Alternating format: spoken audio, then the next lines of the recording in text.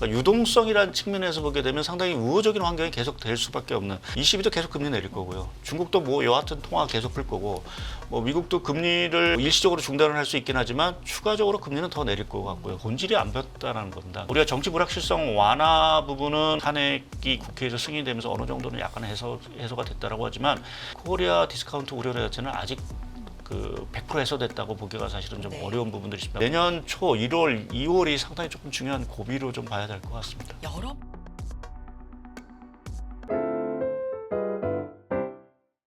자, 이제 시장 얘기 또 이어가 보겠습니다. 스튜디오에 나와 계시는데요. 모셔볼까요? IM증권 리서치센터의 박상현 전문위원 나와 계십니다. 위원님 안녕하십니까? 네, 안녕하세요.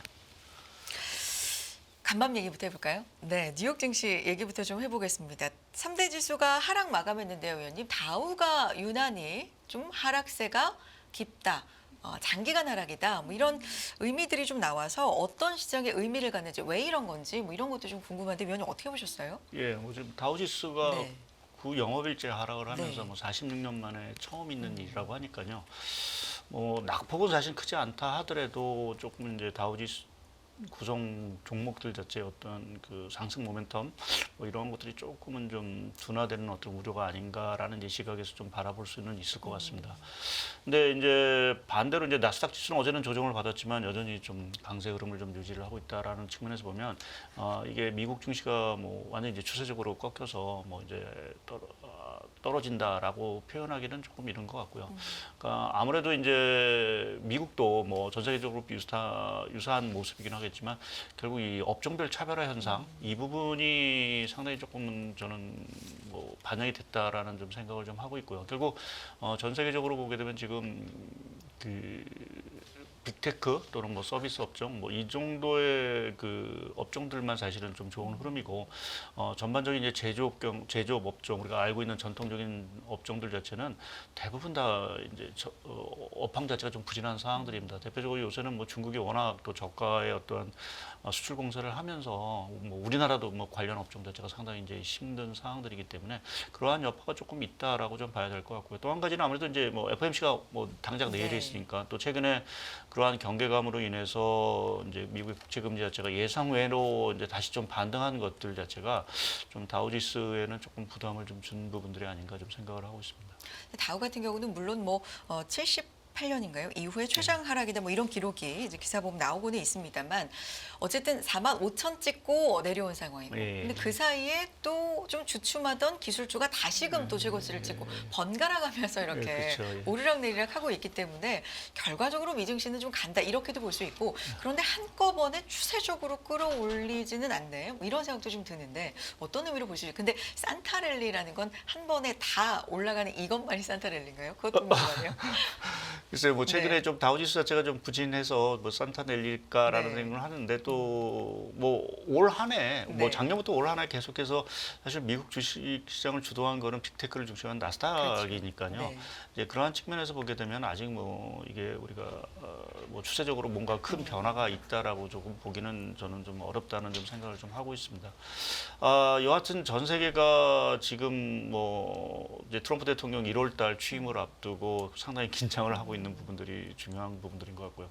최근에 제가 이제 하나 좀 새롭게 드는 뭐 새롭게라기보다는 좀 드는 생각이 전 세계가 아까 뭐 합병 얘기도 뭐 네. 닛산 얘기도 나왔지만 이 다운사이즈 리스크에 사실은 이제 전쟁에 돌입한 부분들이 아닌가 좀 생각을 하고 있습니다. 그러니까 다운사이즈. 이렇게 네. 우리 줄인다라는 의미에서 좀 더 효율적으로 뭐 이렇게 간다는. 그러니까 중국이 워낙 네. 이제 과잉 자체가 워낙 심하고 그 과잉 자체를 지금 계속해서 전 세계로 이제 확산을 하다 보니까 버텨나지를 못하는 거죠. 그래서 이제 각 업체마다 이제 뭔가 줄여야 되는 어떠한 그러한 경쟁 아닌 경쟁이 사실은 되고 있는 상황들이고 그게 뭐 우리나라도 적용이 되는 거고 독일도 적용이 되는 거고 미국도 뭐 일부 산업에서는 그 적용에서 벗어나지는 못할 거로 좀 보고 있습니다. 그러니까 제조업 전체적으로 보게 되면 지금 소위 전 세계가 좀 중국의 과잉 리스크로 인한 다운사이즈 어떤 전쟁 뭐 이러한 것들에 사실은 좀 진입을 했다라고 좀 볼 수 있는 부분들이 다우 지수에도 어느 정도로 조금 영향을 좀 아무래도 거기는 이제 다양한 산업들이 사실은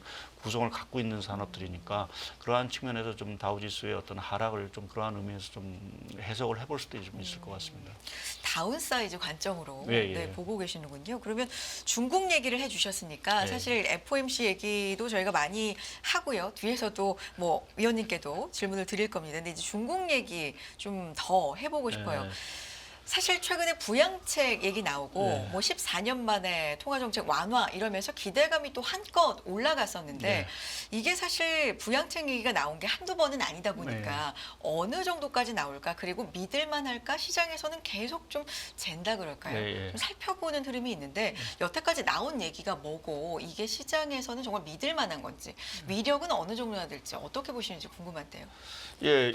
일단 나온 얘기는 제일 중요한 건 내수를 부양하겠다라는 의미인 그 것 얘기는 같고요. 지속적으로 예. 나오잖아요. 그러니까 특히 이제 그 표로 좀 네. 잠시 제가 보여드릴 텐데 그 내년도 목표 자체가 이제 그 경제공책회의에서 나온 거 중에서 보면 내수 확대라는 부분이 지난해 같은 경우는 이제 현안 순위를 보게 되면 이제 2위였던 게 사실은 다시 1위로 이제 올라갔다라는 측면이 결국은 이제 중국이 그만큼 내수에 대한 어떤 그 회복 이러한 것들에 상당히 좀 신경을 쓰고 있다라고 좀 봐야 될 것 같고요. 또 말씀하신 대로 뭐 13년 만에 뭐 통화정책 기조를 완화적으로 이제 뭐 옮길 거다라는 이제 얘기를 했지만 사실은 이제 시장의 입장에서 보면 더 이상 이제 말로만은 해결이 되지 않는 그러니까 뭔가 액션이 사실은 필요한데 중국이 그 액션 자체를 행동을 사실은 지금 보여주지 못하고 있다는 어떤 실망감이 분명히 있는 것 같습니다. 특히 이제 통화 정책이야 어느 정도는 뭐 일부 뭐 지준율도 내리고 금리도 내렸기 때문에 어느 정도는 있지만 그것만으로 중국의 내수를 회복하기에는 분명히 한계가 있다라는 것이 이제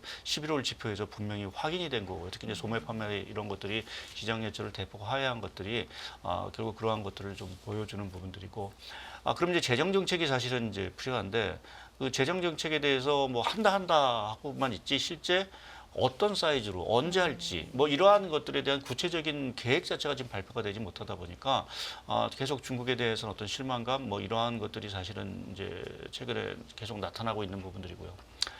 뭐 요 제가 차트 하나 관련해서 이제 보여드리면 여기 그 중국하고 일본의 30년 국채 금리가 역전이 됐습니다.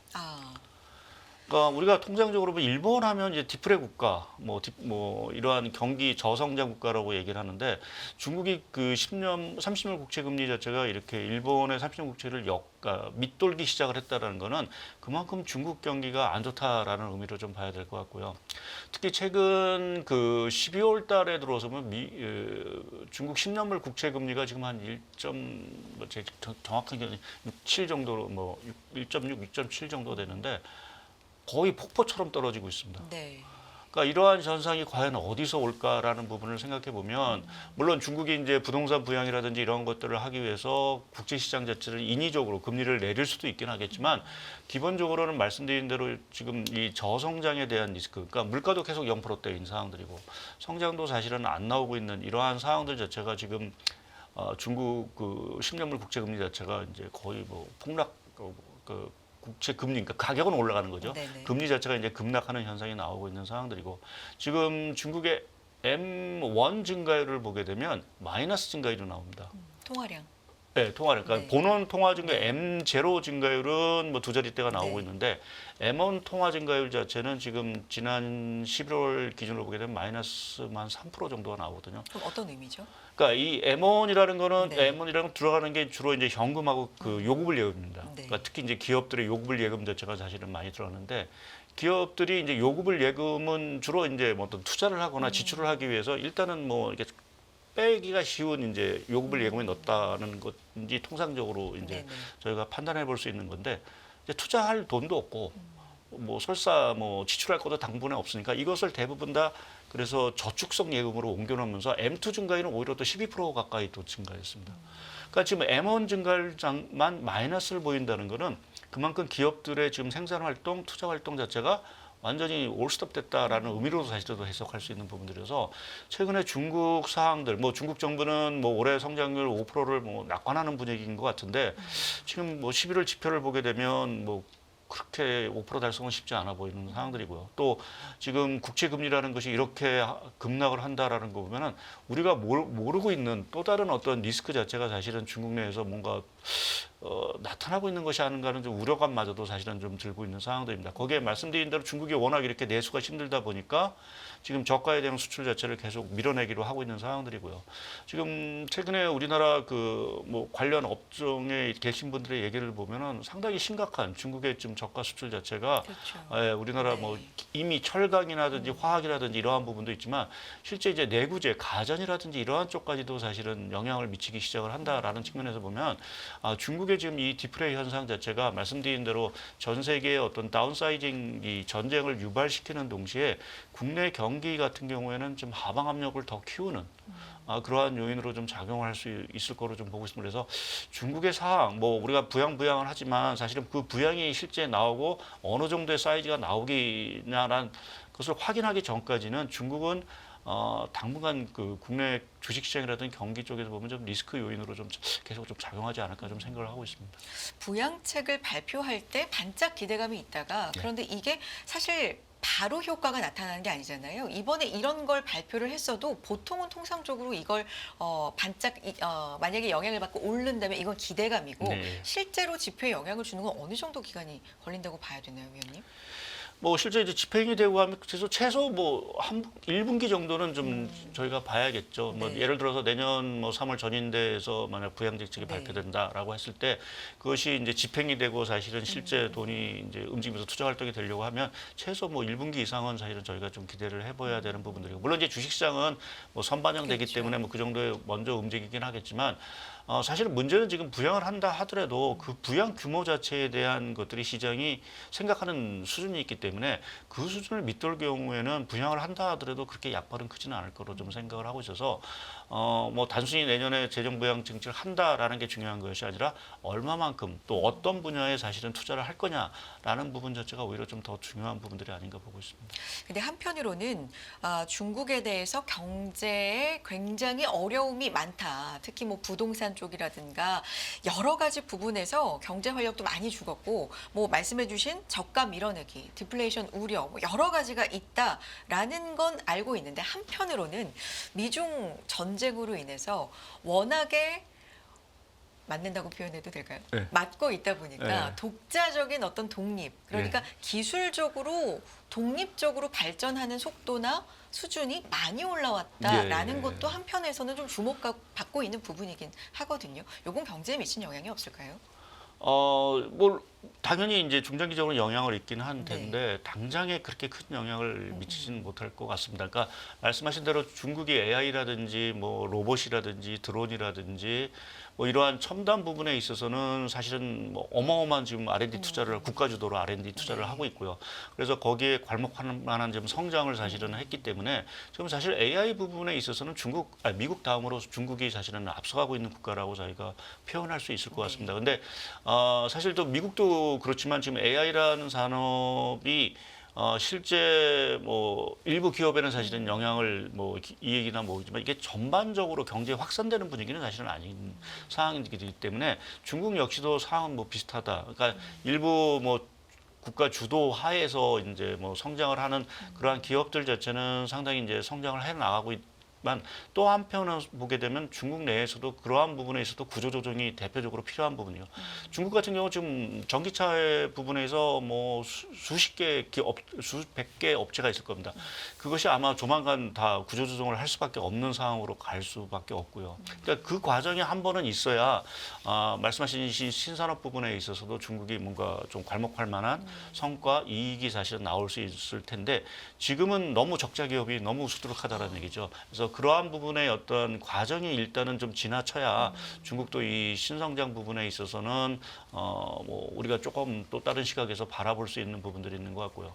근데 한 가지 이제 중요한 부분 자체는 그동안 우리가 어떻게 보면 중국이 우리나라를 계속 따라왔다라고 하면 이 신기술 부분에 있어서는 우리가 중국을 따라가는 듯한 모습을 지금 역전이 네네. 되고 있는 현상 자체는 우리 입장에서 보게 되면 상당히 좀 안타까운 부분으로 좀 봐야 될 것 같고요. 그것이 아마 국내 증시의 어떤 매력도를 또 떨어뜨리는 요인 중에 하나가 되지 않을까 좀 생각도 하고 있습니다.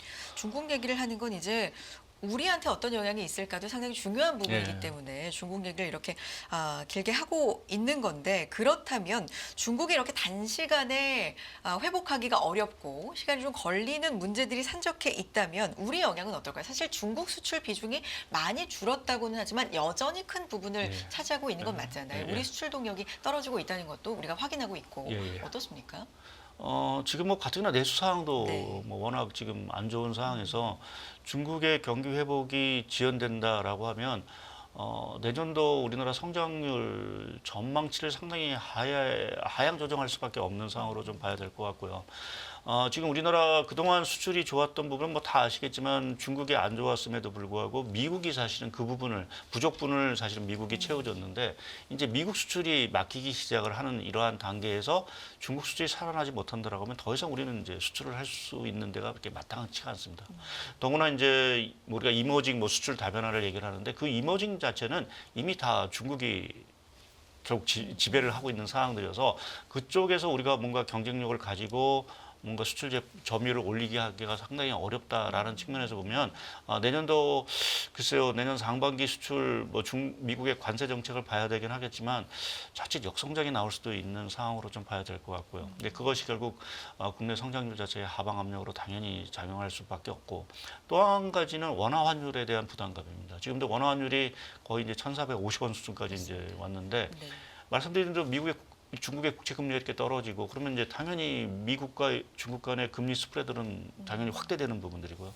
그건 당연히 위안화 가치의 하강 압력으로 네. 작용할 수밖에 없을 것 같습니다. 만약 정말 일부 아이비들이 얘기하는 것처럼 중국 위안화가 지금 7.2 위안 후반대인데 이게 뭐 7.8 뭐 이런 식으로 간다라고 했을 때 원화 환율은 그럼 가만히 있겠느냐? 따라갈 수밖에 없는 상황이라고 보면. 네. 단순하게 지금 원 위안 환율 자체가 한 200원 정도 합니다. 뭐 이런 말씀드려서 만약 8위안이 간다라면 단순 계산으로 그냥 1,600원이 나오는 계산이 나오는 거죠. 그러니까 물론 그렇게 따라가지는 않긴 하겠지만 네. 중국이 만약 지금 말씀드린 대로 이 국채 금리의 어떤 급락세 자체가 정말 중국 경기에 어떤 심각한 어떤 문제를 사실은 반영을 하는 거고 그것이 결국에는 위안화 약세로 이어진다라고 하면 뭐 우리나라 경기 쪽 또 원화 환율 쪽에는 상당히 조금 이제 걱정스러운 어떤 리스크로 좀 작용할 수 있는 부분들이어서 중국의 상황을 저희가 뭐 내년에 트럼프의 어떤 관세 정책 자체도 상당히 좀 중요한 부분들이긴 하지만 그것에 따른 어떤 중국 경제의 어떤 경기 금융 상황의 어떤 상황도 우리나라 증시라든지 외환 시장에도 상당히 조금은 좀 주목해야 될 이슈가 아닐까 좀 보고 있습니다. 위안화 약세를 용인한다라는 언급도 예. 나왔잖아요. 그 용인이라는 건 어느 정도 폭을 이야기하는 걸까요? 지금 수준에서 본다면? 지금 뭐 딱히 중국 정부가 뭐 공식적으로 위안화 약세를 용인한다는 네네네. 표현은 네. 없고 이제 글로벌 아이비들이 아마 그럴 분석은, 거다라고 네, 얘기를 네. 하고 있는데 그래서 이제 약세의 용인은 뭐 8위안은 못 넘을 것 같고요. 그렇게 되면 뭐 7.5위안에서 8위안 그 사이 언저리가 될 거로 보고 있습니다. 그래서 맥시멈 봤을 때 한 7.7, 7.8 뭐 이 정도 수준이 아닐까라는 쪽. 왜냐하면 더 위안화를 사실은 더 약세를 시키게 됐을 경우에는 트럼프 대통령이 가만히 안 있을 겁니다.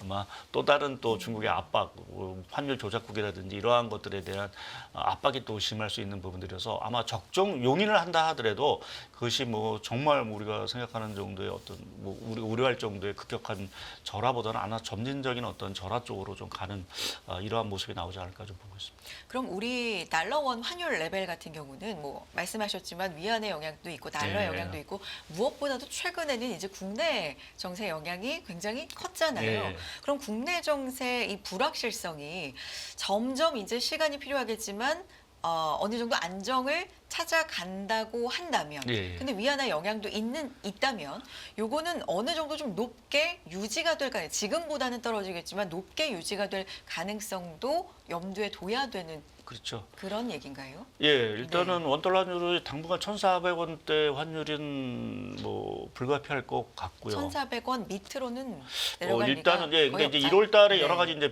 뭐 당장 네. 내일 변수도 있긴 하지만 네. 1월 달에 말씀드린 대로 트럼프 대통령 공식 취임이 있고요.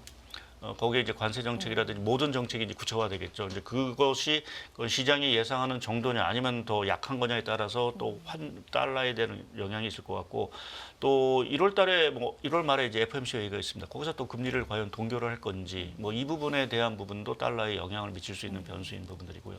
또 말씀드린 대로 중국에 대한 뭐 당장 중국이 뭐 12월 달, 1월 달 경기 부양하지는 않을 거고요. 내년 3월 전인대회나 돼야 뭔가 좀 구체적인 인각이 나올 수밖에 없기 때문에 그래 보면 중국에 대한 리스크는 여전히 계속 가고 있는 부분들이고. 그럼 국내 상황을 보게 되면 뭐 정치 불안이 이제 뭐 저희가 뭐 헌재로 이제 탄핵 네네. 것이 넘어가긴 했지만 가장 중요한 거는 본질이 안 변했다는 겁니다. 그러니까 우리가 정치 불확실성 완화 부분은 어느 정도 일정 부분 뭐 탄핵이 국회에서 승인되면서 어느 정도는 약간 해소가 됐다라고 하지만 가장 중요한 코리아 디스카운트 이번 탄핵이라든지 계엄 사태로 인하여 발생했던 코리아 디스카운트 우려 자체는 아직 그 100% 해소됐다고 보기가 사실은 좀 네. 어려운 부분들이 있습니다. 왜냐하면 그거는 탄핵 결정이 뭐 어떻게 될지 모르겠지만 탄핵 결정이 나오기까지는 소위 말해서 정책 공백, 그러니까 일부에서 얘기하는 레드덕이 아니라 데드덕이 되는 정책이 이제 아무것도 추진되지 못하는 그러한 어떤 상태가 될 수 있다라는 부분 자체는 국내 경기에 있어서 본질 자체를 지금 뭔가 변화시키지 못했다라는 부분에서 원달러 환율의 하락을 얘기하기가 사실은 조금 어려운 부분들이 있고요. 또 한 가지 이제 수급적으로 뭐 외국인이 빠져나간다는 얘기를 많이 하긴 하는데 사실은 외국인은 어제는 좀 많이 나갔긴 했지만 사실 뭐 그렇게 뭐 갑자기 확 늘어난 부분들은 아니거든요. 원래 지속적으로 네, 지속적으로 하반기 나갔던 들어서. 부분들인데 네. 거기에 더해진 거는 사실은 국내 그 개인 투자자들의 해외 투자가 더 네. 많아졌다라는 거죠. 11월, 12월에 가면서 갈수록 더 많아지고 있다라는 것이 사실은 외환 시장의 수급에 사실은 좀 부담을 좀 주고 있다라는 부분에서 보면 그것을 종합해 보면 1,400원대 이하의 환율을 가기가 조금 어려운 상황들이고 오히려 자칫 잘못해서 내년도 성장률이 뭐 한은은 1.9%를 좀 보고 있지만 이것이 뭐 최악의 지금 모든 지금 말씀드린 악재가 다 겹쳤다라고 했을 때 우리나라 성장률이 1%도 채 못 지키는 0%대도 만약 가는 이러한 굉장히- 시나리오가 나올 수도 네. 최악의 경우 나온다라고 하면 1%도 안 될 수 있다고요? 최악의 경우에는. 뭐 그렇죠. 왜냐하면 네. 중국도 뭔가 문제가 터져서 중국 수출도 안 된다. 미국은 관세 때문에 막힌다. 내수 경기는 정책 공백 때문에 뭔가 추경 같은 거 이런 것들이 상당히 지연된다라는 어떤 이러한 조합 자체가 다 맞아떨어지게 되면 내년도 성장률에 대해서 그렇게 뭐 저희가 좋게 얘기 드릴 수는 없는 상황이고 그 경우에는 환율이 정말 1,500원 갈 수도 있는 그 가능성 자체. 그러니까 아까 말씀드린 또 위안화 가치도 뭐 같이 해서 또 절하되면 또 거기에 일정 부분 따라가는 부분도 있어서 뭐 1,500원 자체도 뭐 이게 뭐 불가능한 레벨은 아니다. 불가능한 정도의 네. 레벨은 아니다라는 쪽으로 좀 생각할 수 있을 것 같습니다. 그렇군요. 추경 얘기가 그래서 좀 많이 나오는데, 예. 네. 이거는 지금 필요한 상황이라고 보세요? 예, 빨리 조기 뭐 정치는 정치인 거고 네네. 사실은 지금 입장에서는 그 내수 경기를 살리는 게 일단은 최급선무일 것 같고요. 지금 수출은 저희가 뭐 어떻게 할 수 있는 방법은 없고 다 중국의 경기 상황이라든지 트럼프의 정책에 따라서 사실은 지금 왔다 갔다 하는 부분들이기 때문에 그러한 부분에 수출 쪽에서 당장 뭔가 우리가 큰 어떤 회복을 기대하기는 없고 그러면 내수라도 사실은 지켜야 되는 부분들이고 우리가 뭐 박근혜 대통령 탄핵을 얘기를 할 때 그때 회복이 됐던 원인 자체는 뭐 수출도 있긴 하지만 당시에 내수 경기가 어느 정도로 지탱을 해줬습니다. 근데 지금은 수출도 진가민가 하는 상황들이고 내수는 뭐 워낙 더 힘든 상황이니까 일단 내수 부분에 있어서라도 회복을 하기 위해서는 조기에 추경 또는 추가 금리나 뭐 이러한 것들이 좀 적극적으로 추진이 돼야 되지 않을까 좀 생각을 하고 있고요. 어제 한은 총재께서도 국회에 나와서 지금은 긴축적인 재정 상황이다. 조기 추경 같은 게 필요하다라고 말씀하신 것처럼 저 개인적으로는 한 20조 원 이상의 추경은 사실은 지금 상황에서는 좀 필요한 부분들이 아닌가 좀 생각을 하고 있습니다. 최대 30조 원 얘기까지 나오는데, 예. 네. 이제 30조 하면 이제 국채 발행 부담도 좀 있고. 그래서 하여튼 뭐 미니멈으로 보게 되면 한 20조는 사실은 좀 해줘야 좀 내수 경기 자체에 어느 정도 그래도 성장을 조금 끌어올 수 있는 힘들이 되지 않을까 좀 생각을 하고 있습니다.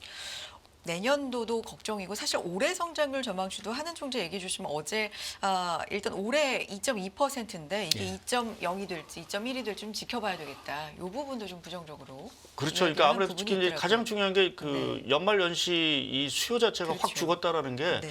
아무래도 큰 데미지를 좀 줄 것 같습니다. 그래서 지금 2.2%도 쉽지 않은 성장률, 뭐 0%대 성장률이 나오면 거의 뭐 2.0이라든지 뭐 2.1 정도 수준으로 올해 성장률은 마감이 될 가능성이 있다라고 봐야 될 것 같습니다. 위원님 좀 긍정적으로 볼 부분은 없습니까 지금 금융에서? 금융 쪽에서 보면은 그래도 이제 전 세계 금리를 내려주고 있고요. 그러니까 유동성이라는 측면에서 보게 되면 상당히 우호적인 환경이 계속 될 수밖에 없는. 그러니까 내년 상반기도 22도 계속 금리 내릴 거고요. 중국도 뭐 여하튼 통화 계속 풀 거고, 뭐 미국도 금리를 뭐 일시적으로 중단을 할 수 있긴 하지만 추가적으로 금리는 더 내릴 것 같고요. 그게 4회였던 게 사실은 2회가 될지 3회가 될지라는 어떤 변수일 뿐이지 금리를 계속 내릴 수 있다라는 부분에서 보게 되면 당연히 확장적인 어떤 통화 정책이라는 부분에서 보면 유동성 자체는 계속해서 이제 풍부할 거로 보고 있습니다. 최근 비트코인 가격이 사실은 이렇게 계속해서 상승을 하는 부분은 뭐 여러 가지 이유가 뭐 트럼프 대통령의 친화폐 가상화폐 정책도 있지만 기본적으로 유동성이 전 깔려 있다라고 좀 생각을 하고 있거든요. 그러니까 유동성이 지금 주식시장보다는 오히려 이제 정책적으로 좀 그러니까 이제 가상화폐 쪽으로 좀 몰려가는 부분들이 있는데 그러한 어떤 유동성 자체가 여전히 좀 살아 있다라는 부분 자체는 아무래도 조금 긍정적인 부분들이고 또 하나 이제 중국이 뭐 말씀드린 대로 두 가지 핵심이죠. 트럼프 대통령의 지금 정책 자체가 예상보다 그렇게 강하지 않을 거다. 네. 조율을 해 나갈 거다라는 쪽에서의 시각이 확산되면 어떤 협상용. 예, 분위기가 될 거고 두 번째 중국의 사이즈, 부양 사이즈 자체가 정말 시장이 예상하는 수준만큼의 부양책이 나온다라고 하면 뭐 그때 가서는 조금 분위기 자체가 확 변할 수 있겠죠. 그래서 내년 초 1월, 2월이 상당히 조금 중요한 고비로 좀 봐야 될 것 같습니다. 여러 면에서 우리한테는 1분기가 상당히 네. 중요한 시기가 되겠네요. 자, 이제 FOMC 올해 마지막 결과 앞두고 있는 상황인데 사실 뭐 25bp 내리는 거에 대해서는 다들 그걸 중요하게 보고 네. 있는 것 같진 않아요. 근데 여기서도 이제 중요하게 안 보일 때 뭐 깜짝으로 동결을 한다든가 네. 이럴 가능성 없겠죠. 거의 뭐 90% 이상 보더라고요. 25bp나. 뭐 동결을 하면서 충격을 주지는 않을 것 같고요. 그렇죠. 예, 네. 내년 이게 뭐 다 비슷한 것처럼 이제 네. 전도표의 중간값을 조금 이제 상향하는 모습이 일단은 좀 예상이 되는 부분들이고 이제 파월 의장의 기자회견에서 얼마만큼 이제 매파적인 정도 그 강도가 얼마냐. 정말 이제 물가 우려가 너무 져서 이제 더 이상 금리를 상당 기간 동결을 해야 된다. 뭐 이러한 멘트가 나온다라고 하면 시장이 충격을 받을 거고요. 그것은 아니고 이제 조금 좀 봐가면서 이게 좀 건너뛸 수 있다라는 정도의 뉘앙스로 나온다라고 하면 뭐 시장은 그냥 뭐 안도하는 정도의 흐름이 되지 않을까 좀 생각을 하고 있고요. 그러니까 지금 미 연준의 정책 기조도 보게 되면 트럼프 대통령의 그 정책과 사실은 좀 맞물려 있는 것 같습니다. 네. 그러니까 우리가 뭐 관세 정책도 많이 얘기하지만 사실은 지금 이민자 정책도 사실은 하나 골칫거리일 것 같고요. 지금 불법 이민자 다 추방을 한다라고 하면 물가 쪽에는 상당히 악영향. 최근에 보게 되면 뭐 미국의 달걀 가격이 11월 달에 보면은 38%가 올랐다고 네. 하는데요. 그러니까 조류독감 영향 또 연말 특수 영향인데 만약 불법 이민자가 다 이제 추방이 된다라고 하면 농장에서 불법 이민자가 차지하는 비중이 거의 40% 정도 된다고 하거든요. 노동력에서. 네. 네.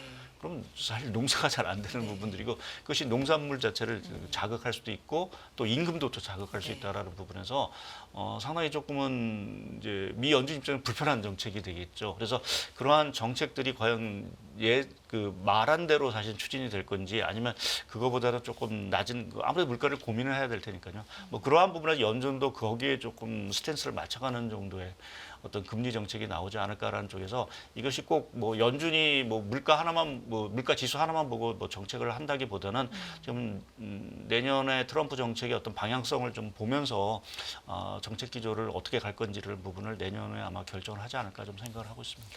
내년 경제 전망에서 당연히 이제 트럼프 이기 코앞에 두고 있기 때문에 이런 질문도 좀 나올 거는 같지만 내년도 금리 인하 횟수를 한 2회, 3회 이렇게까지 속도 줄이는 걸로 시장은 보잖아요. 네. 뭐 어느 정도 나오면 시장이 환호하고 어느 정도 나오면 좀 충격을 받을 것이다. 이런 기준은 혹시 있을까요, 의원님?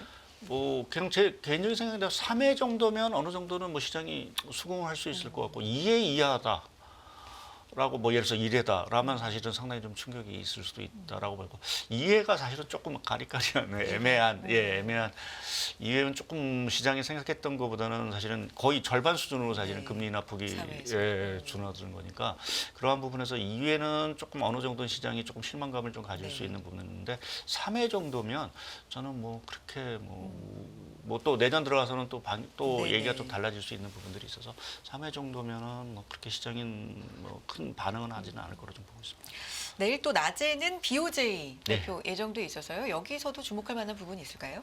예. 그 네. 당초는 사실 12월에 금리 인상한다고 다들 예상을 네. 했는데 최근에 동결 쪽으로 다 넘어간 상황들이고 물론 이제 깜짝 금리 인상을 하게 되면 뭐 엔화 가치 자체가 이제 강세가 되고 하는 이러한 분위기가 나오면서 조금 이 시장이 그 부분에 대해서 조금 이제 부정적인 반응을 할 수 있는 부분인데 만약 동결을 했을 경우에는 뭐 그렇게 시장이 뭐 예상을 한 부분들이어서 네. 그렇게 시장의 어떤 충격이라든지 이런 것들은 뭐 제한적이지 않을까 좀 보고 있고 다만 이제 엔화 환율에 있어서 지금 153엔 정도에서 움직이고 있는데 이것이 이제 추가적으로 더 그러한 뭐 동결도 동결이지만 뭐 이제 우에다 총재가 과연 어떤 얘기를 하는 거에 따라서 또 만약 155엔, 156에 간다라고 하면 그것도 또 원하는 좀 부담스러운 또 부분들이 있는 거죠. 여러 가지로 있어서 내일 예. 좀 지켜볼 일이 많은 하루가 될 것 같습니다. 오늘 여기까지 듣겠습니다. IMG골 리서치센터의 박상현 전문위원 함께했습니다. 고맙습니다. 예, 감사합니다.